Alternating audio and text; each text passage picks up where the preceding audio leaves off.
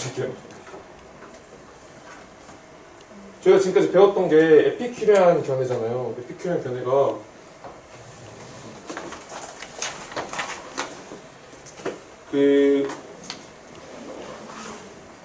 이 죽음이라는 사건이 발생했을 때 사람이 아무것도 아니라는 거죠. 죽음이라는 사건이 하나의 사건에 불과하지 뭐 나쁜 것도 아니고 좋은 것도 아니라는 거예요. 왜 그러냐면 죽음이 발생했을 때 우리가 존재를 해야 되는데 그렇지 않고, 그러니까 죽음이 우리한테 영향을 주려면 죽음이 발생했을 때 우리가 존재를 해야 되는데 우리는 존재하지 않고 우리는 죽음을 경험할 수 없기 때문에, 죽음이 아무런 영향을 받지 않기 때문에 죽음은 좋은 것도 아니고 나쁜 것도 아니라는 거죠. 그러니까 인간을 약간 그냥 죽음은 그냥 없어지는 존재로 본 거죠. 영원히 없는. 우리가 죽음을 두려워하는 까닭은 그 죽음을 생각하는 그 예상이나 예측 때문에 우리가 죽음을 두려워한다, 뭐 이런 말인 것 같아요. 그러니까 죽음은 두려운 일이 아니다. 그래서 이런 생각이 좀, 그럼 뭐 죽음이 별거 아니면은 뭐 다 죽어도 되고 막 죽여도 되고 그런 건 아니잖아요.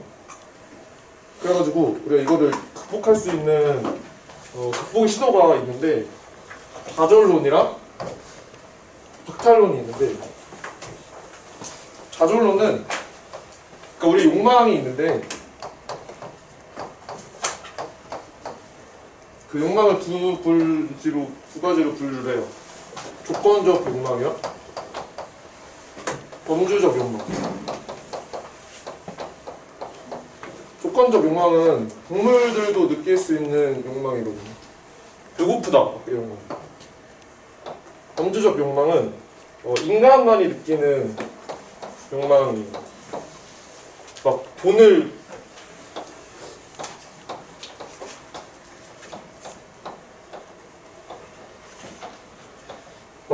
엄청 많이 벌고 싶다, 그런 거.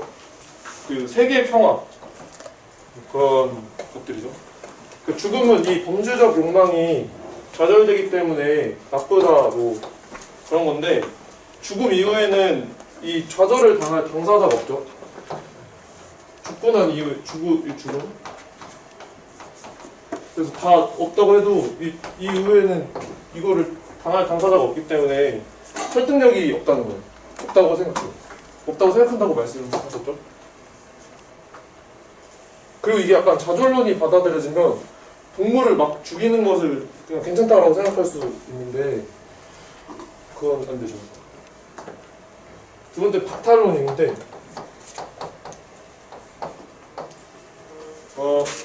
태어나서 약간 더 살았으면 느꼈을 행복을 박탈당했기 때문에 죽음이 나쁜 거라고 하는 건데, 죽음 이후에는 행복의 박탈을 경험할 수가 없어요. 그 경험할 주체자가 없으니까, 존재가 없으니까.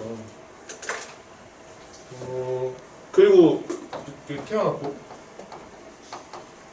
99년에 태어났고 언제 죽었다고 다. 그럼 이 태어나기 전에 느꼈을 그 막 행복들이 있는데 우리 이런 거에 대해서는 얘기하지 않죠. 죽고 난 다음에 느꼈을 행복을 박탈당했다, 말이 안 된다는 거. 느낄 사람이 없으니까. 그리고 또 제가 살펴봤던 게 너무 낙서하는 것 같아서 그 친구의 뒷담화, 그리고 뭐 무슨 영상의 예, 뭐 죽은 후의 유산 뭐 이런 것도 있었는데, 친구가 우리가 이게 이 맥락이 그 존재 조건이랑 경험 조건의 그 기틀을 좀 부수기 위해서 그런 거예요. 그러니까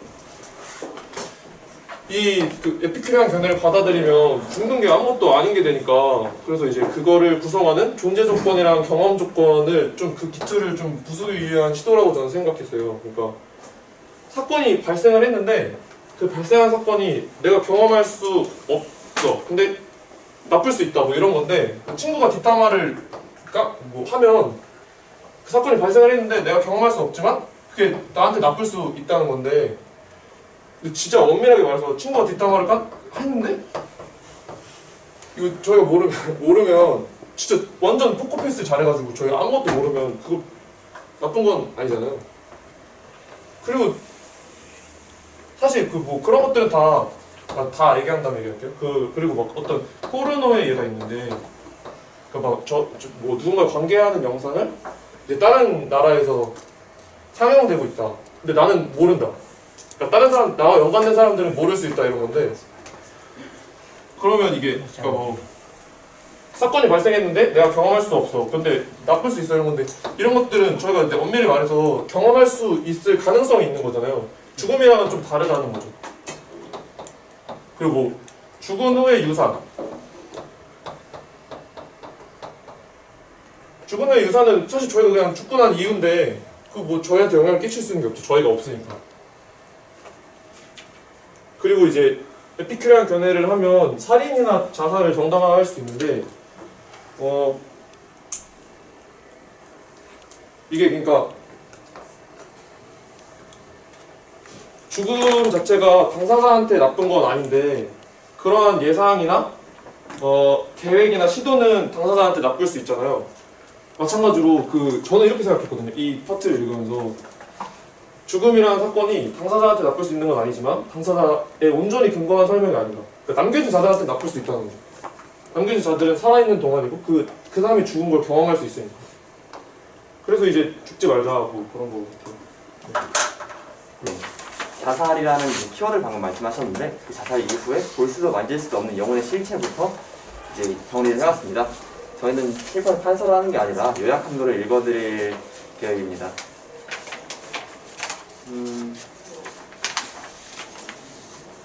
먼저 후평. 후평이 하는 말인데 논리적으로 모순이 되지 않아 영혼의 존재를 가정할 수 있으나 물리적, 통이사학적으로는 도저히 받아들일 수 없는 불가능한 것이다. 그리고 후평이 영혼에 관한 직관적인 예시를 말하는 것은 첫 번째로 로봇과 조정사를 말했는데요. 물질적일 수 없는 영혼은 육체가 떨어지면 없어지니까 지금 에피큐리안 그에 따르면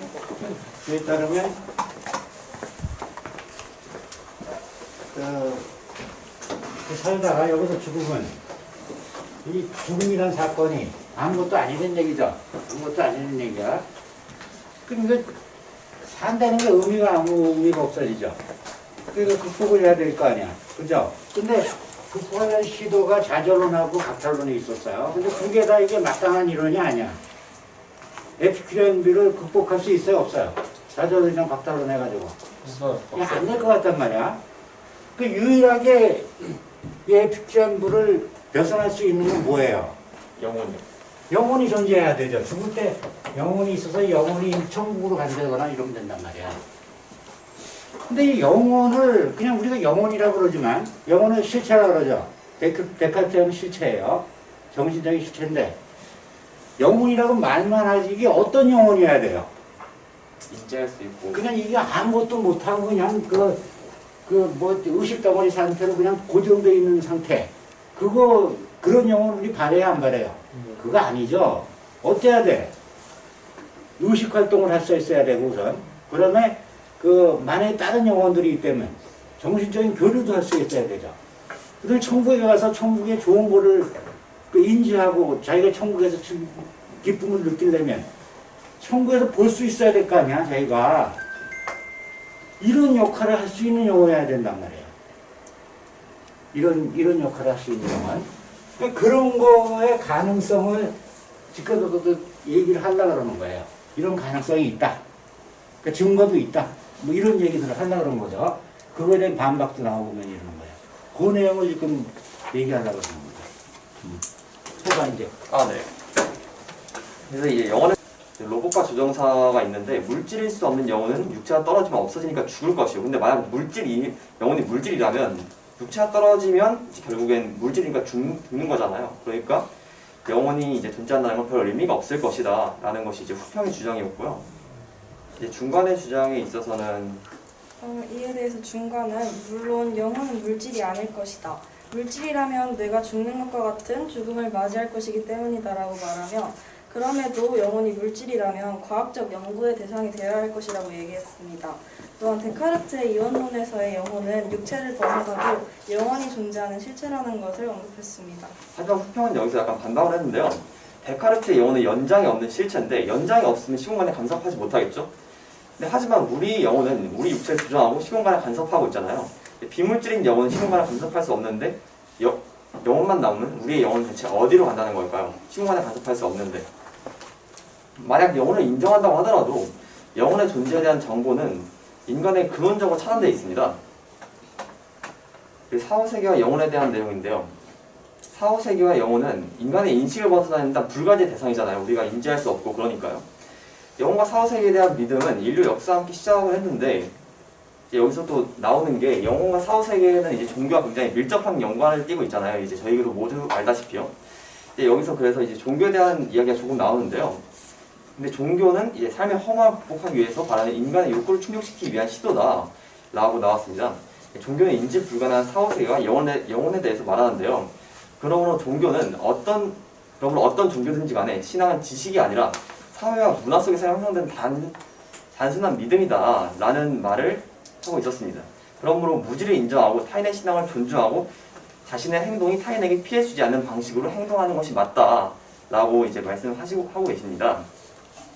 이에 대해서 중간은 이런 앞에서 호평이 설명한 일들을 부조리하고 비합리스러운 일이라고 이야기하면서 과학문명 시대에 일어나는 부조리하고 비합리스러운 일은 상당히 분하고 못마땅한 일이라고 이야기했습니다. 또한 어떤 책에서는 영혼을 믿는 것이 사후세계와 영혼이 존재하지 않는다고 해도 믿는다고 손해가 없는 것이니 믿는 것이 오히려 믿지 않는 것에 비해 현명한 선택이라고 이야기했습니다. 근데 이제 이런 방식으로 사고를 하게 되면 먼저 진실을 추구하는 것이 최고의 가치라고 말을 하는데 진실을 추구하지 않는다면 사고와 행동의 그 기반 자체를 잃어버리게 되기 때문에 종교는 많은 긍정적인 그러니까 진실을 추구하지 않는다면 사고와 행동의 기반을 잃어버려서 떠다니는 배처럼 변할 것이기 때문에 이런 주장들이 이제 별로 설득력이 없다고 볼 수도 있을 것 같고요. 종교는 많은 긍정적인 측면인 현실의 고통과 죽음의 두려움에 시달린 사람에게 일단 위안을 줄 수 있는 것은 확실한 사실인데 건전한 종교는 이웃에 대한 사랑을 가르치고 실천하기도 합니다. 하지만 아까 말했던 것처럼 이제 영혼을 믿는 것이 이제 어떻게 보니까 있어도 되고 없어도 되니까 그냥 믿는 게 훨씬 이득이다 라고 말하는 거는 종교적 깨달음이 아니라 그냥 장사꾼 같이 그냥 계산된 그런 믿음이기 때문에 별로 좋지 않고 이제 이런 기반이 무른 것들에 관해서는 맹목적인 신앙으로 빠질 수 있기 때문에 별로 좋지 않다고 말하고 있습니다. 그리고 종교가 자기 합리적 그런 반성 없는 맹신에 의지할 경우에 다른 사람의 신앙을 무시하고 이제 뭐 예를 들면 뭐 9.11 테러나 아니면 뭐 십자군 전쟁, 중동 전쟁 이런 것들이 있겠죠. 이런 걸로 인해서 증오의 대상을 삼고 사회에 해를 줄 것이다 라고 이제 이야기가 나와 있었습니다. 그리고 메리엄 키츠의 외계인 비행 접시에 대한 뭐 사이비 종교 같은 예시가 이제 또 책에 나와 있었는데요. 이제 거기서 이제 사람들이 보면은 되게 이제 뭐 어느 날 몇 시에 이제 뭐 외계인 비행 접시가 와가지고 뭐 지구가 무너지고 뭐 자기가 외계인 비행 접시를 타고 살아갈 것이다 뭐 이런 허무맹랑한 주장을 하게 되는데 그 주장이 당연히 이루어지지 않았겠죠? 이루어지지 않았는데도 불구하고 그 다음에 사실 외계인들이 뭐라고 해야 될까요? 자비로워서 파괴하지 않았다라고 했는데도 맹목적인 걸 믿는 거를 보면서 이것이 사실 단체적인 세뇌랑 별로 다를 게 없다라는 또 주장을 여기서 하고 있습니다. 중간 이런 이야기를 듣고 중간은 자신도 영혼과 사후세계를 믿지 않는다. 왜냐하면 인간을 건전한 상식에 어긋나고 신비스러운 존재로 만들기 때문이라고 했지만 한 가지 가능성을 더 제시를 하는데요. 하지만 과학이 설명해주지 못하는 현상이 세상에 있는 것은 분명한 사실이고 일부 종교인들과 과학자는 이런 현상이 영혼과 사후세계의 증명이라고 한다는 말을 합니다. 여기서 이제 후평이 질문을 했는데 그럼 대체 그 예시가 뭔가? 라고 말했는데 그 답변은 종교인의 전생체험, 죽다 살아나 이제 사후체험 같은 것들이 있다고 말했습니다. 하지만 이제 설사 이게 사실을 말한 것일지라도 이제 인간의 입에서 나온 말인 거잖아요. 예를 들면 뭐 꿈에서 뭐 돌고래를 봤다고 해서 꿈에서 이제 유니콘을 봤다고 하더라도 실제 유니콘이 있다는 게 내 꿈을 통해 증명되지 않는 것처럼 자신이 보았다고 할지라도 보았다는 증거 하나만으로 증명되는 건 불가능하니까 영혼과 사후세계에 대한 증명은 힘들다는 것이 주장이었습니다. 여기까지가 이제 저희가 요약한 내용이었습니다. 이제 종교에 관해서 말하는 게 있는데 이제 종교가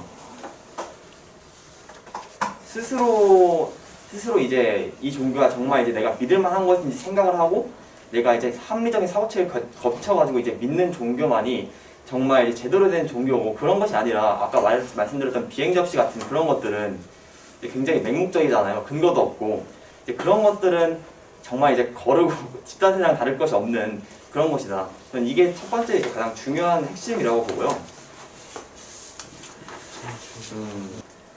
그리고 영원히 존재한다는 것을 이제 전체적으로 보면은 이제 뭔가 어떻게 증명을 해보려고 하는데 증명이 계속 안 되고 있잖아요.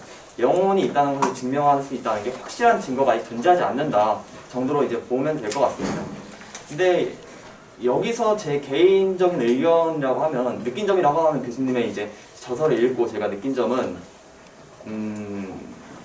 증명이 안 된다는 건 현재까지의 과학 기술로서 증명이 안 된다는 것이지 그것이 차후에 가서 뭐 1000년, 뭐 2000년, 뭐 넓게 뭐 만년 후에는 증명이 될 수도 있지 않을까라는 생각을 저는 하긴 합니다. 단지 물리적으로 가능하지만 과학기술 한계가 좀 있을 수 있다는 것이 제 개인적인 그런 생각이고요. 느낀 점이라고 볼 수 있겠네요. 그것도 조금 구별해서 생각할 필요가 있을 거 아니야. 그러니까 영혼 존재 증명이 가능하다 이런 얘기지 지금. 영혼 존재 증명이 가능... 글쎄요. 그러니까 그럼 어떤 영혼을 얘기하는 거야 지금요? 역사의 경우에 비물질로서의 영혼을 얘기하는 거야? 한대로서 알 수 없습니다. 그러니까 영혼이라고 말은 했는데 네. 그 영혼의 존재를 증명할 가능성이 있다 이런 얘기 아니야? 그럼 어떤 영혼? 그럴 수도 있겠죠. 어떤 영혼을 얘기하는 거야? 비물질, 그러니까 데카르트식의 비물질로서의 영혼이 아니면 뭐 물질적인 영혼이 안 뭐야? 어떤 거야? 저도 잘 모르겠어요. 그러니까 그걸 명확히 하고 한다면 근데 이제 얘기해야지만 여기서 이해가 이제 될 수 있다는 얘기지. 제가 이제 여기서 잘 모르겠다는 말을 이렇게 당당하게 말씀드릴 수 있는 이유는 뭐냐면은 그건 예전 이런 얘기니까 여기만 잘 잠깐만 할게. 그러니까 영혼은 존재한다. 존재한다. 그러니까 비물질로서의 영혼은 존재한다. 이거 자체가 모순을 일으키지는 않는단 말이에요. 그러니까 논리적인 모순은 아니야. 논리적으로 불가능한 건 아니에요. 논리적으로는 가능해. 근데 이런 얘기죠. 만약에 물질, 우리가 검증이 가능한 게 물질 세계에 국한된다면 그러면 비물질이라는 거는 증명조차가 불가능하다는 얘기다. 그러니까 물리적으로 불가능하고 형이상학적으로 불가능하다는 얘기예요. 논리적으로 가능해. 모순이 아니니까. 근데 만약에 우리가 감지할 수 있는 게 물질 세계에 국한된다면 아예 영혼이라는 거는 증명할 가능성조차 없다는 얘기죠. 이게 핵심이야, 이게. 근데 지금 여기서 자꾸 여기서 일부의 그 영혼을 주장하는 사람들이 하려는 얘기는 뭐냐면 하여튼 신비한 존재로서의 영혼이 있다. 이걸 자꾸 얘기하려고 그러는 거 아니에요. 그래야지만 이거 에피큐럼으로도 벗어날 수 있으니까. 그러니까 이게 비물질이건 뭐 물질이건 이게 문제가 아니라 하여튼 신비한 존재예요. 그런 게 존재한다. 이거 가시적인 현상들이 있다. 뭐 이런 얘기를 하고 있는 거죠. 다음 얘기에서 하는 게 그런 얘기들을 하려고 그러는 거야. 그런 얘기들을 자꾸 듣는 거지. 고인탁 선생이 주로 얘기하는 게 그런 얘기들을 하는 거죠. 약간 착각했었나 봅니다. 이제 교수님의 말씀을 듣고 제가 생각했던 영혼은 물질 세계 안에 국한되어 있던 영혼이라고 생각했던 것 같은데 네, 그런 것 같습니다. 물질로서의 영혼? 네네. 그 물질로서의 영혼은 물질로 해결해야 될 거 아니에요. 비물질의 영혼 존재하지 않는다고 하셨는데 네. 맞을까요? 그 이유에 대해서 조금 왜 그렇게 생각하고 어떤 과정을 거쳐서 생각을 하셨는지 그게 좀 궁금해요. 방금 교수님이 말씀하신 거 말씀이시군요. 네네네. 그러니까 우리가 이제 우리 인간 자체의 한계로서 인지할 수 있는 범위가 물질 안에 존재한다면은 예를 들어 우리 우주가 물질 안에 있어요. 근데 우리는 우주 안에 형이 설명해 주세요. 이거 너무 난해해서 이 부분은 잘 모르겠어요. 질문이 비물질로서의 영혼이 존재하지 않는다는 거를 어떤 과정을 통해서 이 말이 나왔냐라는 거잖아요. 네. 근데 애초에 비물질이라고 한다라는 건 일단 관측이 불가능합니다. 관측이 불가능해서 알 수가 없고요. 그리고 영혼이라고 하면 저희가 통상적으로 정의하는 영혼이라고 하면은 아까 말씀해 주신 것처럼 육체랑 분리될 수 있죠. 육체랑 분리돼서 존재할 수 있고 거기서 또 감각기관 같은 게 없더라도 인지하고 지각하고 감각하는 게 가능합니다. 근데 그것들을 비물질이라는 상태에서는 가능하지 않다라는 거죠. 저희가 이렇게 감각하는 것들이 모두 물질 세계의 작용인데 이걸 비물질이라고 정의를 하면은 이게 안 된다. 저 하나만. 아, 네. 아까 전에 그 부분을 제대로 잘 들은 것 같아가지고 네네. 일반 대중적인 종교랑 네. 사이비 같은 종교의 비각적인 현상을 믿는다는 건 동일한데 어떤 측면에서 차이점을 두고 있다고 볼 수 있는지 네, 그걸 좀 여쭤보겠습니다. 의무적인 문제입니다. 근데 이게 그러니까 여기서 대중적인 종교라기보다 건전한 종교라고 표현을 하겠습니다. 이 건전한 종교는 소박한 신앙, 소박한 믿음이라 해가지고 다른 종교인을 존중하고 이런 자신의 믿음을 강요하지 않는다. 권유는 하지만 강요하지 않는 그런 소박한 신앙을 얘기를 하는 거고요. 그러면은 네. 다른 이에게 믿음을 강조하지 않는 것만이 건전한 종교라고 말씀하신다고 해도 될까요? 그것만을 얘기하지는 않는데 책 좀 아무래도 제가 아까 말씀드린 것처럼 맹목적이지 않은 자기를 반성하지 않는 그런 종교들도 이제 별로 좋지 않은 건전하지 못한 종교라고 말할 수 있겠죠. 이제 자기의 이제 신념을 위해서 다른 사람을 무시하고 이제 사회 질서를 무너뜨리고 이제 이런 종교들은 예를 들면 뭐 이런 종교로 인한 십자군 전쟁이나 뭐 9.11 테러 같은 것들 있잖아요. 네. 뭐 일단 이런 것들을 말할 수 있을 것 같아요. 어떻게 생각하세요? 책에 나온 그 표현 그대로 빌리면요. 저 추가 질문 해도 되나요? 잠시만요. 그러면 남에게 해를 끼치지 않는 정통 종교에서 벗어난 다른 종교들은 건전한 종교라고 바라볼 수 있는 걸까요? 어떤 종교가 건전하고 네. 건전하지 않다라기보다 네. 그냥 제 생각에 그걸 믿는 당사자가 어떤 식으로 믿느냐, 이것이 건전하게 믿느냐, 건전하지 않게 믿느냐. 근데 예시로 나온 사이비 종교 같은 경우에는 그 종교를 믿는 당사자들이 굉장히 맹목적으로 합리적인 자기 반성 없이 그냥 따르는 거거든요. 세뇌된 것처럼.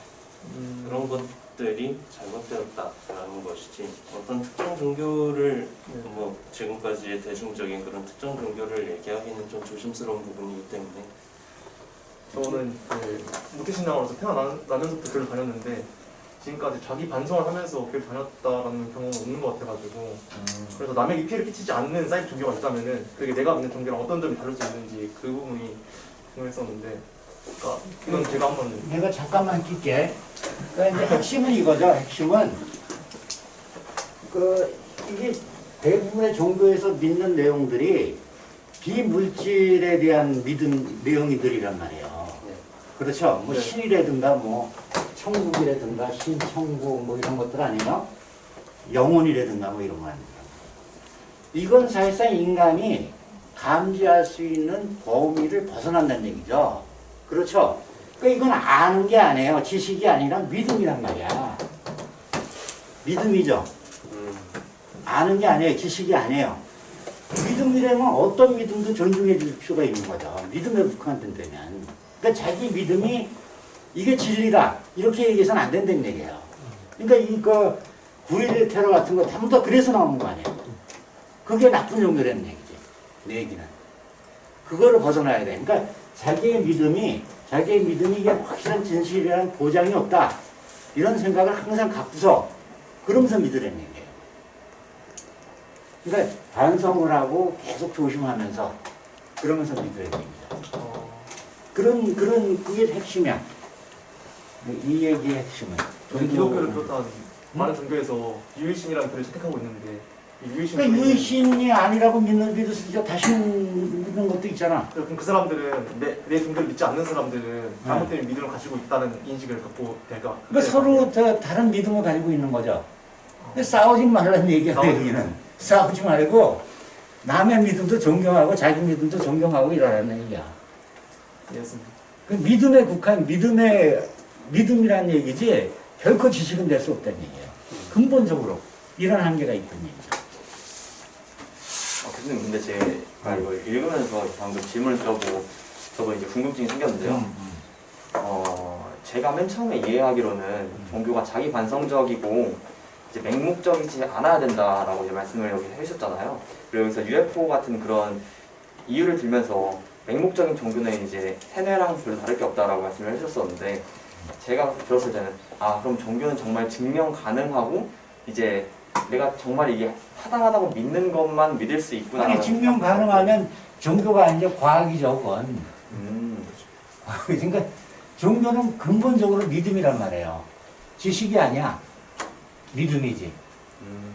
지식인 종교는 즉 과학이라는 말씀이시군요. 지식인 종교는 이미 지식이면 뭐 과학이죠. 우리가 확인할 수 있고 파악할 수 있고 이런 거니까 지식이 되죠. 근데 뭐 신은 존재, 신은 선하다. 그거 증명할 수 있어요, 없어요? 정당할 근거가 있어, 없어? 없지. 그냥 믿으면 그런 거지. 신을 믿으면, 열심히 믿으면. 신의 말씀 열심히 따르고 선하게 살라. 믿으니까 그런 얘기가 나오는 거죠. 근데 지식은 아니라는 얘기죠. 그런 얘기예요. 데카르트 얘기를 좀 봅시다. 데카르트가 어떻게 봤어요? 인간이 어떻게 되어 있죠? 인간이 영혼과 물질로. 영혼과 물질로 되어 있어요. 근데 영혼은 영혼하고 육체로 되어 있죠. 근데 영혼은 어떤 존재예요, 이거? 어떤 존재? 사연성만 있고요. 이건 사유성만 있고 그 다음에 연장성이 없어요. 이거는 연장성만 있고 사연성이 없어요. 사유성은 없고 연장성만 있는 거예요. 연장성이 없어. 연장성이 없다는 얘기는 뭐예요? 시공간 속을 점유할 수 없다는 얘기죠. 시공간 속을 점유할 수 없어요. 그러니까 데카르트가 이 문제를 어떻게 해결했냐 하면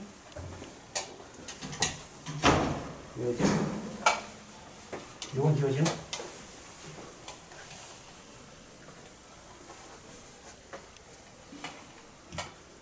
자, 이런 식으로 해결했죠.